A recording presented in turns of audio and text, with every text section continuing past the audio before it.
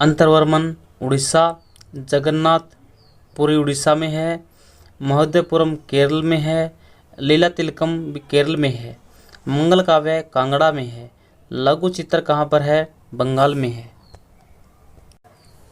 अंतरवर्मन उड़ीसा, जगन्नाथ पुरी में है, महोदयपुरम केरल में है, लीला तिलकम केरल में है, काव्य मंगल काव्य कांगड़ा में है, लघु चित्र बंगाल में है। मणि परवालम क्या है? इस भाषा में लिखी गई पुस्तक नाम बताएं। नमस्कार फ्रेंड्स, आपका एक बार फिर स्वागत है आज की नई वीडियो में। अध्याय नंबर 9 क्षेत्रीय संस्कृतियों का निर्माण, कक्षा 7 NCERT पाठ्य पुस्तक।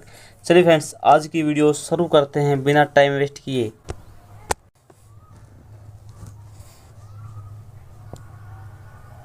महोदयपुरम का चेर राज्य प्रायद्वीप के दक्षिण पश्चिमी भाग में, जो आज के केरल राज्य का एक हिस्सा है, 9वीं शताब्दी में स्थापित किया गया। संभवतः मलयालम भाषा इस इलाके में बोली जाती थी। महोदयपुरम चेर राज्य का प्रायद्वीप दक्षिण पश्चिम भाग में आज का केरल है। 9वीं शताब्दी में स्थापित किया गया था महोदयपुरम चेर। संभवतः मलयालम भाषा, केरल में कौन सी भाषा बोली जाती है? मलयालम भाषा बोली जाती है। शासकों ने मलयालम भाषा एवं लिपि का प्रयोग अपने अभिलेखों में किया। वस्तुतः इस भाषा का प्रयोग उपमहाद्वीप की सरकारी अभिलेखों में किसी क्षेत्रीय भाषा के प्रयोग का सबसे पहला उदाहरणों में से एक है। यानी भारत में जो सरकारी अभिलेखों में जो भाषा का प्रयोग करेगा क्षेत्रीय भाषाओं में सबसे प्रथम है कौन सी? मलयालम भाषा भारत की सबसे पुरानी भाषा है। वो कहाँ की है? केरल की है। यहाँ पर पहले चेर महोदयपुरम का शासन था। मलयालम भाषा में रचित केरल का पहला अभिलेख। साथ साथ चेर लोगों ने संस्कृत की परंपराओं से भी बहुत कुछ ग्रहण किया। केरल का मंदिर रंगमंच, जिसकी परंपरा इस युग तक होती जा रही सकती है। यानी जो केरल के लोग थे मलयालम भाषा के साथ साथ संस्कृत भाषा की से भी कुछ न कुछ ग्रहण किया। संस्कृत के महाकाव्यों पर आधारित था। मलयालम भाषा की पहली साहित्य कृति जो लगभग 12वीं शताब्दी में बताई जाती है। मलयालम भाषा की पहली साहित्य कृति थी कौन सी शताब्दी की? 12वीं शताब्दी की थी। प्रत्यक्ष रूप से संस्कृत की रणनीति है, यानी संस्कृत का प्रयोग हुआ है मलयालम भाषा में। और पहली कृति कब लिखी गई थी? 12वीं शताब्दी में लिखी गई थी। यह भी एक रोचक तथ्य है कि 14वीं शताब्दी का एक ग्रंथ लीला तिलकम, जो व्याकरण तथा काव्यशास्त्र विषयक है, मणि परवालम शैली में लिखा गया है। मणि परवालम का शाब्दिक अर्थ है हीरा और मूंगा, जो यहाँ दो भाषाओं संस्कृत और क्षेत्रीय भाषा के साथ प्रयोग के संकेत मिलते हैं। 14वीं शताब्दी में एक ग्रंथ लिखा गया था कौन सा? लीला तिलकम, जो व्याकरण और काव्यशास्त्र का विषयक है, मणि परवालन शैली में लिखा गया है। मणि परवालन का शाब्दिक अर्थ है हीरा मूंगा। यह दो भाषाओं संस्कृत और क्षेत्रीय भाषा के साथ साथ प्रयोग के संकेत मिलते हैं। बालभद्र, सुभद्रा, जगन्नाथ की लघु मूर्तियां उड़ीसा में दिखाई गई हैं। यहाँ पर शासक और धार्मिक परंपराएं, जगन्नाथी संप्रदाय। अन्य क्षेत्रों में क्षेत्रीय संस्कृति क्षेत्रीय धार्मिक परंपराओं से विकसित हुई थी। इस परंपरा का सर्वोत्तम उदाहरण पुरी उड़ीसा में जगन्नाथ संप्रदाय। पुरी उड़ीसा में जगन्नाथ संप्रदाय। नाथ का शाब्दिक अर्थ है दुनिया का मालिक, जो विष्णु का पर्यायवाची है। जगन्नाथ का शाब्दिक अर्थ क्या है? दुनिया का मालिक, जो विष्णु का पर्यायवाची है। यानी जगन्नाथ किसका पर्यायवाची है? विष्णु का। इसका अर्थ क्या है? दुनिया का मालिक। आज तक जगन्नाथ की काष्ठ प्रतिमा स्थानीय जनजाति लोगों द्वारा बनाई जाती हैं। आज भी जगन्नाथ की काष्ठ की मूर्ति बनाई जाती हैं स्थानीय जनजातीय लोगों द्वारा, जिससे यह तात्पर्य निकलता है कि जगन्नाथ मूलतः एक स्थानीय देवता थे। जगन्नाथ एक स्थानीय देवता थे। कहाँ के? उड़ीसा के पुरी के, जिन्हें आगे चलकर विष्णु का रूप माना गया। जगन्नाथ को किसका रूप माना जाता है? विष्णु का। इसका अर्थ क्या है? दुनिया का मालिक। 12वीं शताब्दी में गंग वंश के एक अत्यंत प्रतापी राजा अंतवर्मन ने पुरी में पुरुषोत्तम जगन्नाथ के लिए एक मंदिर बनवाने का निश्चय किया था। 12वीं शताब्दी में गंग वंश के एक महान प्रतापी शासक हुए हैं। कौन थे? राजा अंतवर्मन ने पुरी उड़ीसा में एक पुरुषोत्तम जगन्नाथ का मंदिर बनवाया था। उसके बाद 1230 में राजा अनंग भीम तृतीय ने अपना राज्य पुरुषोत्तम जगन्नाथ को अर्पित किया। स्वयं को जगन्नाथ का प्रतिनियुक्त घोषित किया। ज्यों-ज्यों इस मंदिर को तीर्थस्थल यानी तीर्थ यात्रा के केंद्र के रूप में महत्व प्राप्त हुआ। कौन सा? पूरी उड़ीसा जगन्नाथ मंदिर जो विष्णु भगवान को समर्पित है, उस मंदिर की बात है यहाँ। सामाजिक एवं राजनीतिक मामलों में इसकी सत्ता बढ़ती गई। जिन्होंने भी उड़ीसा को जीता, जैसे मुगल, मराठे, अंग्रेज, ईस्ट इंडिया कंपनी, सब ने इस मंदिर पर अपना नियंत्रण स्थापित करने का प्रयत्न किया। वे सब यह महसूस करते थे कि मंदिर पर नियंत्रण प्राप्त करने से स्थानीय जनता में उनका शासन स्वीकार्य होगा। राजपूत और शूरवीरता की परंपराएं। 19वीं शताब्दी में ब्रिटिश लोग उस क्षेत्र को, जहां आज का अधिकांश राजस्थान स्थित है, राजपूताना कहते थे। इससे यह समझा जा सकता है कि वह एक ऐसा प्रदेश था जहां केवल अथवा प्रमुख रूप से राजपूत ही रहते थे। राजपूत कहाँ रहते थे? राजस्थान में रहते थे। लेकिन यह बात आशंकित रूप से सत्य है। ऐसे अनेक समूह थे और आज भी हैं जो उत्तरी और मध्यवर्ती भारत के अनेक क्षेत्रों में अपने आप को राजपूत कहते हैं। उत्तरी और मध्यवर्ती भारत में आज भी अनेक ऐसे क्षेत्र हैं जहां पर लोग अपने आप को राजपूत कहते हैं। यह भी सच है कि राजस्थान में राजपूतों के अलावा अन्य लोग भी थे। राजस्थान में राजपूतों के अलावा अन्य लोग भी रहते थे। तथापि अक्सर यह माना जाता है कि राजपूतों ने राजस्थान को एक विशिष्ट संस्कृति प्रदान की है। राजपूतों ने किस राज्य को एक विशिष्ट संस्कृति प्रदान की है? राजस्थान को। जगन्नाथ मंदिर कहाँ पर है? पुरी में। पुरी कहाँ? उड़ीसा में है। ये संस्कृति परंपराएं वहाँ के शासकों के आदर्शों तथा अभिलाषाओं के साथ घनिष्ठता से जुड़ी थी। लगभग 8वीं शताब्दी से आज के राजस्थान के अधिकांश भाग पर विभिन्न परिवारों के राजपूत राजाओं का शासन रहा। 8वीं शताब्दी से आज के राजस्थान पर अधिकांश परिवारों में राजपूतों का शासन रहा है। पृथ्वीराज चौहान के बारे में हम अध्याय 2 में पढ़ चुके हैं। वो भी एक राजपूत शासक थे। ये शासक ऐसे शूरवीरों के आदर्शों को अपने हृदय में संजोए रखते थे जिन्हें अरण क्षेत्र में बहादुरी से लड़ते हुए अक्सर मृत्यु के वर्णन किया जाता था, मगर पीठ कभी दिखाकर नहीं भागते थे। राजपूत शूरवीर। बीकानेर के राजकुमार राज सिंह। राज सिंह कहाँ के राजकुमार थे? बीकानेर के थे राज सिंह। राजपूत शूरवीरों की कहानियाँ काव्य गीतों में सुरक्षित हैं। यहाँ राजपूतों के बहुत अधिक गीत, कहानियाँ, काव्य बनाए गए हैं। ये विशेष रूप से प्रशिक्षित चारण भाटों द्वारा गाई जाती थी। ये काव्य गीत ऐसे शूरवीरों की स्मृति को सुरक्षित रखते थे और उनसे यह आशा की जाती थी कि वे अन्य जनों को भी उन शूरवीरों का अनुसरण करने के लिए प्रेरित एवं प्रोत्साहित करेंगे। साधारण जन भी इन कहानियों से आकर्षित होते थे। इन कहानियों में अक्सर नाटकीय स्थितियों, स्वामी भक्ति, मित्रता, प्रेम, शौर्य, क्रोध आदि प्रबल संवेगों का चित्रण होता था।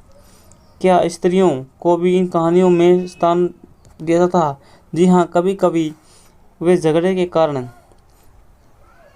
के रूप में विद्यमान हैं। जब पुरुष स्त्रियों को जीतने के लिए या उनकी रक्षा के लिए आपस में लड़ते थे। कहीं कहीं यह भी चित्रित किया जाता है कि स्त्रियों अपने शूरवीर पतियों की जीवन मरण दोनों में अनुसरण करती थी। सती प्रथा यानी विधवाओं द्वारा अपने मृतक पतियों सूरवीरों की, जो सूरवीर थे राजपूत, वो स्त्रियों के लिए लड़ते थे कभी कभी। चिता में जिंदा जल जाने की प्रथा का भी कुछ कहानी में उल्लेख पा जाता है, यानी सती प्रथा का भी उल्लेख मिलता है। इस प्रकार जो लोग सूरवीरता के आदर्शों का पालन करते थे, उन्हें अक्सर इस आदर्श के लिए अपने जीवन का बलिदान करना होता था। अक्षेत्रीय सीमांतों से परे कथक नृत्य की कहानी। यदि सूरवीरता की परंपराएं भिन्न भिन्न क्षेत्रों में भिन्न भिन्न रूपों में मिलती हैं, तो नृत्य के विषय में भी यही सच है। आइए नृत्य के एक रूप कथक कहाँ का नृत्य है? उत्तर प्रदेश का है। यह नृत्य शैली उत्तर भारत के अनेक भागों से जुड़ी है। कथक शब्द का अर्थ कथा शब्द से निकला है। कथक शब्द का अर्थ किससे निकला? कथा शब्द से निकला है, जिसका प्रयोग संस्कृत तथा अन्य भाषाओं में कहानी के लिए किया जाता है। कथक कहाँ का नृत्य है? उत्तर प्रदेश का। कथक का क्या अर्थ है? कथक शब्द कथा से बना है, जिसका प्रयोग संस्कृत तथा अन्य भाषाओं में कहानी के लिए किया जाता था। एग्जाम में पूछा जा सकता है ये प्रश्न।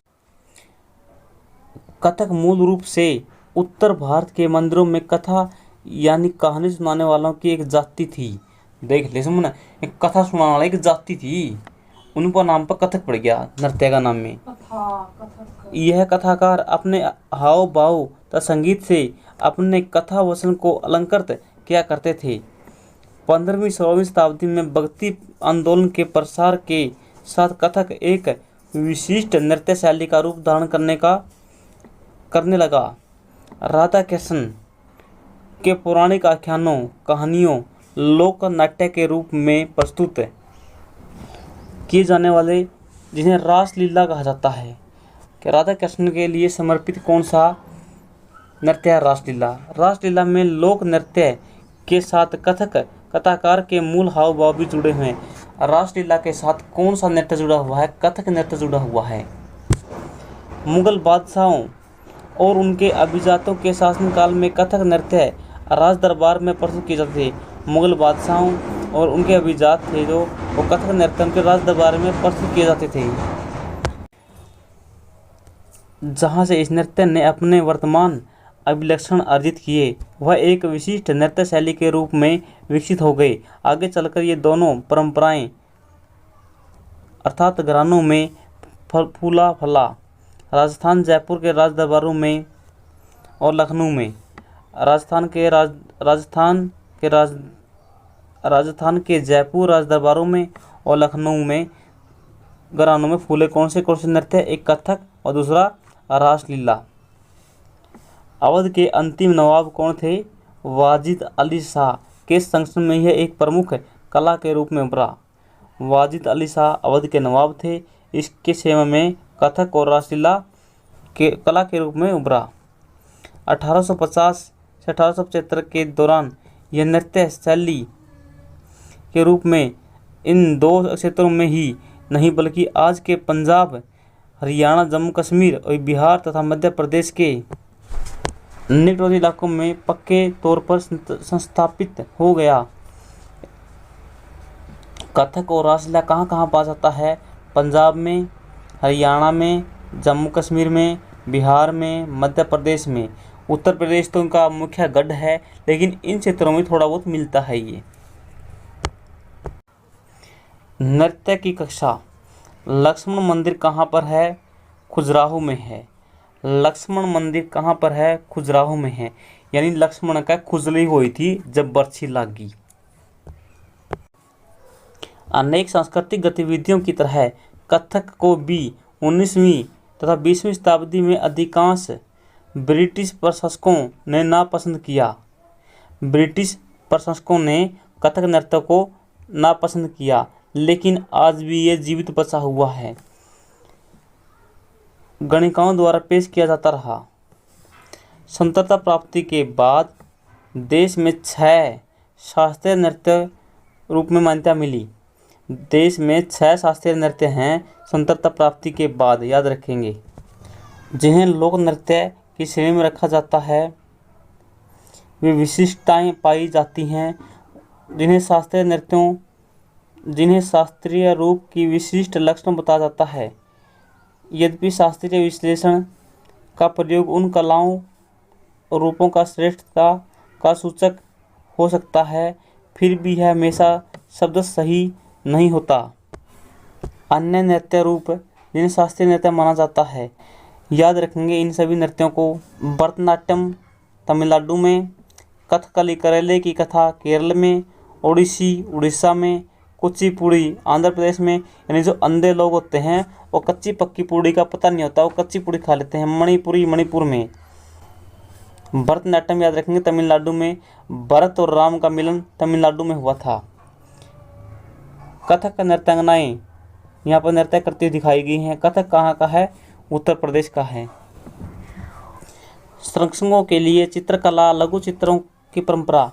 एक अन्य परंपरा जो कई रीतियों से विकसित हुई है वह थी लघु चित्रों की परंपरा। लघु चित्र, जैसा कि नाम से पता चलता है, छोटे आकार के चित्र होते हैं जिन्हें आमतौर पर जल रंगों से कपड़े या कागज पर चित्रित किया जाता है।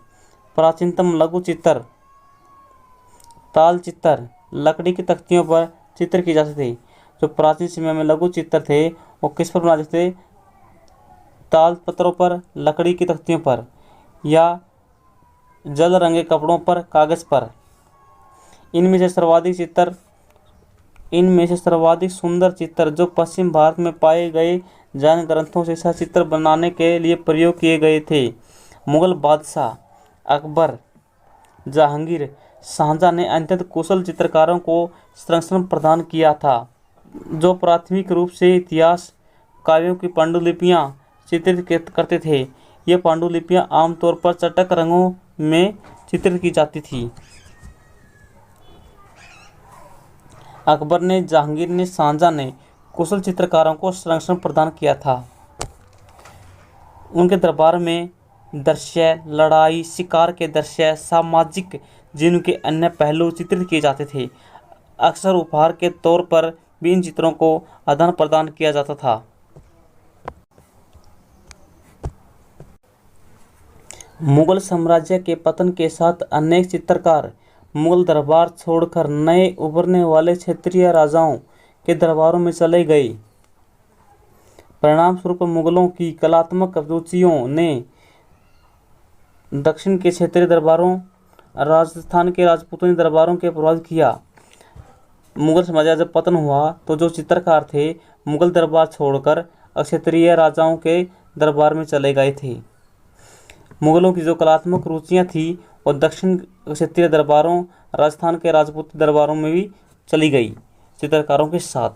लेकिन इसके साथ ही उन्होंने अपनी विशिष्ट विशेषताओं को सुरक्षित रखा और उनकी विकास भी किया। मुगल उदाहरणों का अनुसरण करते हुए शासकों और तथा उनके दरबारों के दृश्य चित्रित किए जाने लगे। इनके साथ साथ मेवाड़, जोधपुर, बूंदी, कोटा, किशनगढ़ जैसे केंद्रों में पौराणिक कथाओं और काव्यों के विषयों चित्रण बराबर जारी रहा। ऐसा ही एक अन्य क्षेत्र था आधुनिक हिमाचल प्रदेश के इर्द गिर्द हिमालय की तलहटी का इलाका। 17वीं शताब्दी के बाद वाले वर्षों में इस क्षेत्र में लघु चित्रकला की एक साहसपूर्ण और भावपूर्ण शैली का विकास हो गया जिसे बेसहौली शैली कहा जाता है। बसौली शैली का विकास कब हुआ था? 17वीं शताब्दी में हुआ था। लघु चित्रकला से हुआ था। इसमें साहसपूर्ण भावपूर्ण शैली का मिश्रण था। ये बसौली शैली। यहाँ जो सबसे लोकप्रिय पुस्तक चित्रित की गई थी भानु दत्त की रसमंजरी बुक है, याद रखेंगे। रसमंजरी बुक किसकी है? भानु दत्त की है। इस शैली में बसौली शैली में है। कहाँ लिखी गई थी? हिमाचल प्रदेश के आसपास लिखी गई थी। 1739 में नादिर शाह के आक्रमण और दिल्ली विजय के परिणाम स्वरूप मुगल कला मैदानी इलाकों के अनिश्चितताओं से बचने के लिए पहाड़ी क्षेत्रों की ओर पलायन कर गए थे।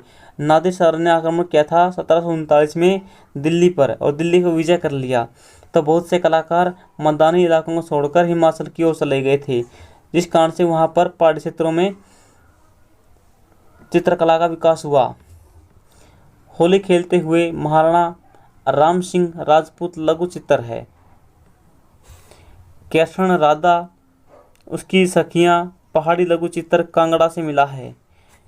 इन कृष्ण और राधा हैं और उसकी सखियां हैं, लघु चित्र कहाँ से मिला है? कांगड़ा से मिला है। और महाराणा राम सिंह होली खेल रहे हैं, ये चित्र कहाँ से मिला? कोटा से मिला है।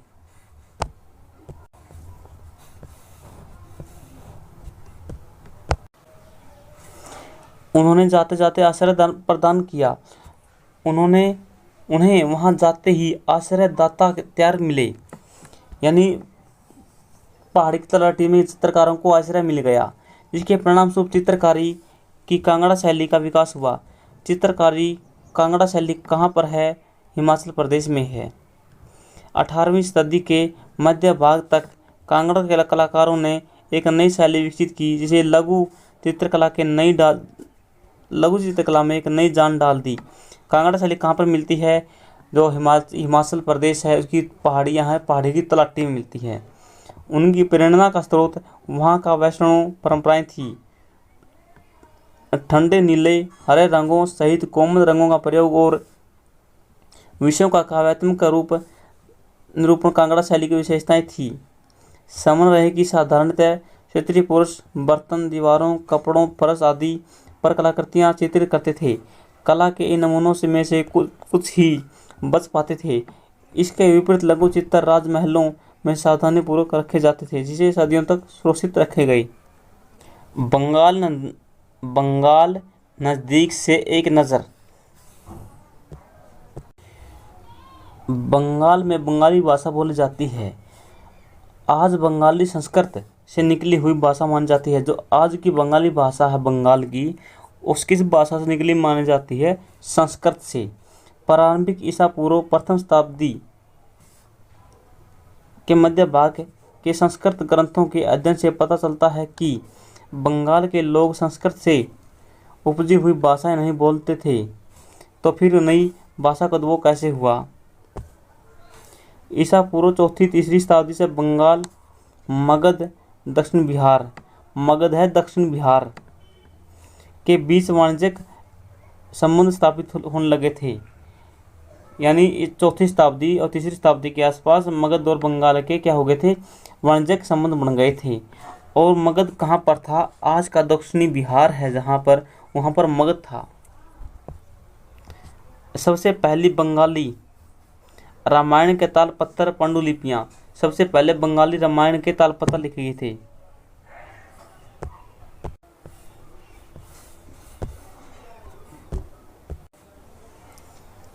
संस्कृत का प्रभाव बढ़ता गया। चौथी शताब्दी के दौरान गुप्त वंशीय शासकों ने उत्तरी बंगाल पर अपना राजनीतिक नियंत्रण स्थापित कर लिया। वहां ब्राह्मणों को बसाना शुरू कर दिया। इस प्रकार गंगा की मध्य घाटी के भाषा संस्कृति प्रभाव अधिक प्रबल हो गए और 7वीं शताब्दी में चीनी यात्री ह्वेनसांग ने यह पाया कि बंगाल में सर्वत्र संस्कृत से संबंधित भाषाओं का प्रयोग हो रहा है। चीन के यात्री ह्वेनसांग आए थे, उसने पाया कि बंगाल में सभी जगह संस्कृत से संबंधित भाषाओं का ही प्रयोग हो रहा है। 8वीं शताब्दी से पाल शासकों के अंतर्गत एक क्षेत्रीय राज्य का उद्भव हुआ। 14वीं शताब्दी से 16वीं शताब्दी के बीच बंगाल पर सुल्तानों का शासन रहा, जो दिल्ली में स्थित शासकों से स्वतंत्र थे। पाल शासकों का शासन कहाँ था? बंगाल में था। 1586 में जब अकबर ने इस प्रदेश को यानी बंगाल को जीत लिया। बंगाल को कब जीता अकबर ने? 1586 में। तो उसने सूबा यानी प्रांत माना गया बंगाल को। उस समय प्रशासन की भाषा फारसी थी। अकबर ने बंगाल को कब जीता? 1586 में। उसने बंगाल को एक प्रांत माना या सूबा मान लिया और उस समय बंगाल की भाषा कौन सी थी? फारसी थी। लेकिन बंगाली एक क्षेत्रीय भाषा के रूप में विकसित हो रही थी। बंगाली एक क्षेत्रीय भाषा थी, लेकिन जो मुख्य भाषा थी वहाँ की कौन सी थी? फारसी थी। 15वीं शताब्दी तक आते आते वो भाषाओं तथा बोलियों का बंगाली समूह एक सामान्य साहित्यिक भाषा के द्वारा एकबद्ध हो गया। एक साहित्यिक भाषा उस क्षेत्र के पश्चिम भाग की बोलचाल की भाषा थी जिसे अब पश्चिम बंगाल कहा जाता है। यद्यपि बंगाली का उद्भव संस्कृत से हुआ है, बंगाली भाषा का उद्भव किससे और संस्कृत से हुआ है, पर यह अपने क्रम विकास की अनेक अवस्थाओं से गुजरी। इसके अलावा गैर संस्कृत शब्दों का एक विशाल शब्द भंडार है जो जनजातीय भाषाओं, फारसी, यूरोपीय भाषाओं सहित अनेक क्षेत्रों से इससे प्राप्त हुआ है। आधुनिक बंगाली का एक विषय बन गया है। बंगाल के आरंभिक साहित्य को दो श्रेणियों में बांटा गया है। बंगाल के आरंभिक साहित्य को दो श्रेणियों में बांटा गया है। एक है संस्कृत की रणी, दूसरी है संस्कृत भाषा। पहली श्रेणी में संस्कृत महाकाव्यों का अनुवाद, मंगल काव्य, शाब्दिक अर्थों में शुभ यानी मांगलिक काव्य जो स्थानीय देवी देवताओं से संबंधित था, और भक्ति साहित्य, गौड़ीय वैष्णव का संबंध कहाँ से था? बंगाल से था। आंदोलन नेता श्री चैतन्य देव की जीवनियाँ लिखी गई हैं। चैतन्य देव का संबंध कहाँ से था? बंगाल से था। दूसरी श्रेणी में नाथ साहित्य शामिल, जैसे मैनामती गोपीचंद के गीत, धर्म ठाकुर की पूजा से संबंधित कहानियाँ हैं। दूसरी श्रेणी में आती हैं जो स्थानीय भाषाएं हैं उनके में लिखी गई हैं। मैनामती गोपीचंद, धर्म ठाकुर नाथ लोग सन्यासी होते थे जो तरह तरह की यौगिक क्रियाएं करते थे। यह गीत विशेष जो अक्सर अभिनीत किया जाता था, यह बताता है कि रानी मैनामती ने अपने पुत्र गोपीचंद को अनेक बाधाओं के समक्ष संन्यास का मार्ग अपनाने को किस प्रकार से प्रोत्साहित किया था। धर्म ठाकुर एक अक्षत्रिय लोकप्रिय देवता था जिनकी पूजा अक्सर एक पत्थर या काठ की मूर्ति के रूप में की जाती थी। पहली श्रेणी के ग्रंथों का काल निर्णय करने अपेक्षाकृत सरल है, क्योंकि ऐसी अनेक पांडुलिपियां पाई गई हैं जिनमें यह इंगित किया गया है कि उनकी रचना 15वीं शताब्दी के उत्तरार्ध 18वीं शताब्दी के मध्य भाग के बीच की गई हैं। दूसरी श्रेणी की कृतियां मौखिक रूप से कहीं सुनी जाती थी, इसलिए उनका काल निर्णय सही नहीं किया जा सकता। वे खास तौर पर पूर्वी बंगाल में लोकप्रिय थी, जहां ब्राह्मणों का प्रभाव अपेक्षाकृत कम था। पीर क्या होता है? फारसी भाषा का शब्द है। पीर किस भाषा का? फारसी का शब्द जिसका अर्थ आध्यात्मिक मार्गदर्शक होता है। आध्यात्मिक मार्गदर्शक पीर का अर्थ होता है। पीर और मंदिर। 16वीं शताब्दी से लोगों ने बड़ी संख्या में पश्चिम बंगाल के कम उपजाऊ भूमि को छोड़कर दक्षिण पूर्वी बंगाल के जंगली तथा दलदली इलाकों में प्रवास करना शुरू कर दिया था। पश्चिम बंगाल के कम उपजाऊ क्षेत्र थे, बल्कि दक्षिण और पूर्व में अधिक उपजाऊ भूमि है। ज्यों-ज्यों वे पूर्व की ओर बढ़ते गए, वे जंगलों को साफ करके भूमि में धान की खेती करने लगे। सैन स्थानीय मछुआ और तथा संतांत्रिक खेती करने वाले लोग जो अक्सर जनजातीय थे, किसानों के नए समुदाय मिल गए थे। इन्हीं दिनों बंगाल में मुगलों का नेतृत्व स्थापित हो गया, जिन्होंने पूर्वी डेल्टा प्रदेश के केंद्रीय भाग में स्थित ढाका नगर में अपनी राजधानी स्थापित की। ढाका नगर में राजधानी किसने स्थापित की? सबसे पहले मुगलों ने स्थापित की थी, याद रखेंगे। मुगलों ने बंगाल पर नियंत्रण किया 1586 में अकबर ने, और अपनी राजधानी क्या बनाई? ढाका। अधिकारी और कर्मचारी लोग भूमि प्राप्त करके अक्सर उस पर मस्जिदें बनाने लगे थे, जो इन इलाकों के धार्मिक रूपांतरण केंद्र के रूप में काम आती थी। यानी बंगाल में आज जो मुस्लिम धर्म है सबसे ज़्यादा, इसका कारण क्या है? अकबर है इसका कारण। प्रारंभ से आकर यहाँ बसने वाले इन अस्थिर परिस्थितियों में रहने के लिए कुछ व्यवस्था तथा आश्वासन चाहते थे। ये सुख सुविधाएं तथा आश्वासन उन्हें समुदाय के नेताओं ने प्रदान की। ये नेता शिक्षकों और निर्णायकों की भूमिका भी अदा करते थे। कभी कभी ऐसा समझा जाता था कि इन नेताओं के पास अलौकिक शक्तियां हैं। स्नेह और आदर से लोग इन्हें पीर कहते थे। पीर कहाँ कहा जाता था? शिक्षक लोगों को कहा जाता था, नेता लोगों को कहा जाता था। कहाँ पर? बंगाल में। 15वीं शताब्दी में बंगाल में मंदिर बनाने का जोर शोर से जोर चल पड़ा था। 19वीं शताब्दी में आकर समाप्त हो गया था मंदिरों का दौर। 15वीं शताब्दी में शुरू और 19वीं शताब्दी में समाप्त हो गया था। जो निम्न आय वाले लोग थे, निम्न सामाजिक समूह के लोग थे, जैसे कालू, तेली, कसारी, घंटा धातु के कारीगर आदि समर्थक से बने थे। ये लोग ईंटों से, मिट्टी गारा से अपने अनेक मंदिर बनाते थे, क्योंकि गरीब थे इसीलिए। जीववाद क्या होता है? यह मानना कि पेड़ पौधों, जड़ वस्तुओं, प्राकृतिक घटनाओं में भी जीवात्मा होती है।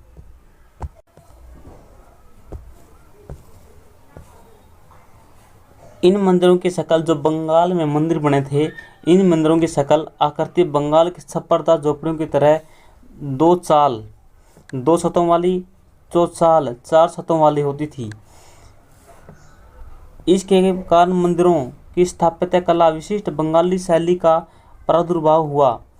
अपेक्षाकृत अधिक जटिल चौचाल यानी 4 छतों वाली ढांचे में त्रिकोणीय छतें 4 दीवारों पर रखी जाती थी, जो ऊपर तिर्यक रेखा या एक बिंदु तक जाती थी। मंदिर आमतौर पर एक वर्गाकार चबूतरे पर बनाया जाता था। उनके भीतर भाग में सजावट नहीं की जाती थी। जो मंदिर था बंगाल में, किस चबूतरे पर बनता था? वर्गाकार चबूतरे पर।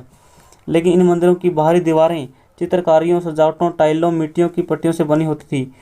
कुछ मंदिरों में, विशेष रूप से पश्चिम बंगाल के बांकुरा जिले में, पश्चिम बंगाल है उसमें एक बांकुरा जिला है, वहाँ पर विष्णुपुर के मंदिर हैं।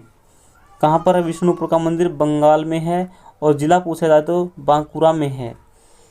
यहाँ पर दिखाया गया है ये गोपियों के साथ कृष्ण श्यामपुर मंदिर में पकी मिट्टियाँ। यह मंदिर किस देवता को समर्पित है? कृष्ण भगवान को है, और साथ में गोपियाँ हैं। मछली भोजन के रूप में। परंपरागत भोजन संबंधी आते आमतौर पर स्थानीय रूप से उपलब्ध खाद्य पदार्थ पर निर्भर करती है। बंगाल एक नदीय मैदान है।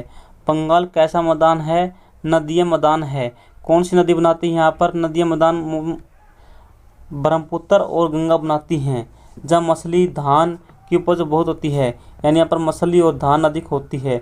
इसलिए यहाँ स्वाभाविक है कि इन दोनों वस्तुओं को गरीब बंगालियों के भोजन सूची में भी प्रमुख स्थान प्राप्त है।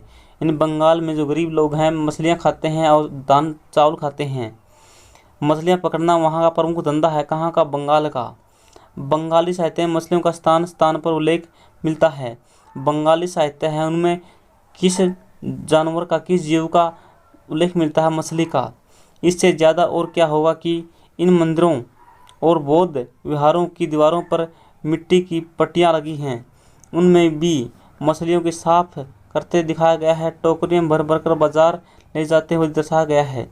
ब्राह्मणों को सामिष भोजन करने की अनुमति नहीं थी। ब्राह्मणों को ये मीट का भोजन करने की अनुमति नहीं थी, लेकिन स्थानीय आहार में मछली का लोकप्रिय देखते हुए ब्राह्मण धर्म के विशेषज्ञों ने बंगाली ब्राह्मणों के लिए इस निषेध में ढील दी थी। यानी जो बंगाली ब्राह्मण थे वो मछली का प्रयोग कर सकते थे। जो बंगाल में रचित 13वीं शताब्दी का संस्कृत ग्रंथ है। 13वीं शताब्दी का बंगाल में रचित ग्रंथ कौन सा है? वृहद धर्म पुराण है। ने स्थानीय ब्राह्मणों को कुछ खास किस्मों की मछली को अनुमति दी थी।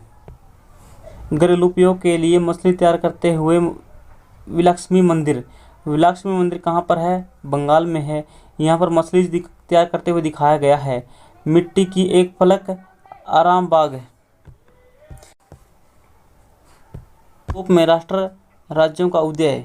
18वीं शताब्दी के अंत तक यूरोप के लोग स्वयं को एक साम्राज्य जैसे ऑस्ट्रिया हंगरी साम्राज्य की प्रजा या किसी चर्च, यूनानी रूढ़िवादी चर्च के सदस्य मानते थे। परंतु 18वीं शताब्दी के अंतिम दशकों में लोग स्वयं को एक समुदाय के सदस्य के रूप में भी पहचानने लगे थे, जो एक भाषा जैसे कि फ्रेंच, जर्मन बोलते थे।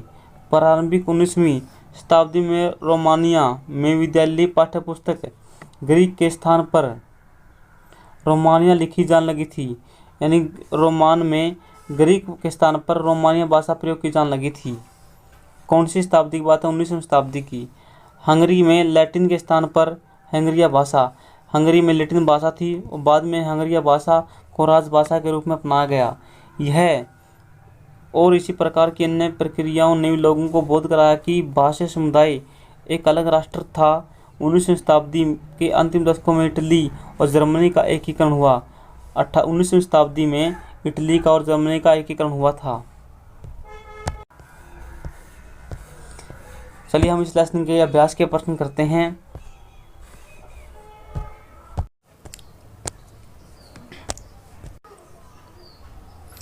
अंतरवर्मन उड़ीसा, जगन्नाथपुरी उड़ीसा में है, महोदयपुरम केरल में है, लीला तिलकम केरल में है, मंगल काव्य कांगड़ा में है, लघु चित्र कहाँ पर है? बंगाल में है। अंतरवर्मन उड़ीसा, जगन्नाथपुरी में है, महोदयपुरम केरल में है, लीला तिलकम केरल में है, काव्य मंगल काव्य कांगड़ा में है, लघु चित्र बंगाल में है। मणि प्रवालम क्या है? इसकी भाषा, इस भाषा में लिखी गई पुस्तक नाम बताएं। मणि प्रवालम एक भाषा शैली है। मणि प्रवालम एक भाषा शैली है। मणि प्रवालम का शाब्दिक अर्थ है हीरा और मूंगा, जो यहाँ दो भाषाओं संस्कृत और क्षेत्रीय भाषाओं के साथ प्रयोग से क्यों संकेत है। हीरा और मूंगा दो भाषाओं संस्कृत और क्षेत्रीय भाषा का संगम है। कथक के प्रमुख संरक्षक कौन थे? राजस्थान के राजदरबार, लखनऊ के नवाब नृत्य शैली के प्रमुख संरक्षक थे। अवध के अंतिम नवाब वाजिद अली शाह के संरक्षण में यह प्रमुख कला के रूप में उभरा। बंगाल के मंदिरों की स्थापत्य कला के महत्वपूर्ण लक्षण क्या हैं? स्थानीय देवी देवता जो पहले गांव में छान छप्पर वाली झोपड़ी में पूजे जाते थे। मंदिरों की शक्ल या आकृति बंगाल के छप्परदार झोपड़ियों की तरह दो चाला 2 छतों वाली, चौपाला 4 छतों वाली होती थी। मंदिर आमतौर पर एक वर्गाकार चबूतरे पर बनाए जाते थे। उनके भीतरी भाग में कोई सजावट नहीं होती थी। मंदिरों की बाहरी दीवारें चित्रकारियों, सजावटी टाइलों और पट्टियों से सजी हुई थी। विजेताओं ने पुरी स्थित जगन्नाथ के मंदिर पर नियंत्रण प्राप्त करने के प्रयत्न क्यों किए? ज्यों-ज्यों जगन्नाथ मंदिर के तीर्थस्थल यानी तीर्थ यात्रा के केंद्र के रूप में महत्व प्राप्त होता गया, सामाजिक और राजनीतिक मामलों में भी उसकी सत्ता बढ़ती गई। उड़ीसा को जीता मुगलों ने, मराठों ने, अंग्रेजों ने, सब ने इस मंदिर पर अपना नियंत्रण स्थापित करने का प्रयत्न किया। वे सब महसूस करते थे कि मंदिर पर नियंत्रण प्राप्त करना स्थानीय जनता का स्वीकार्य हो जाएगा। क्या हो जाएगा स्वीकार्य? शासन, यानी सारी जनता ये मानेगी कि देवता भी इन्हीं को चाहते हैं। ये लेसन यहीं पर समाप्त होता है। आप सभी को जय हिंद, भारत माता की जय। वीडियो को लाइक करें, चैनल को सब्सक्राइब करें, कमेंट में अपनी राय ज़रूर दें। आपको वीडियो कैसी लगी?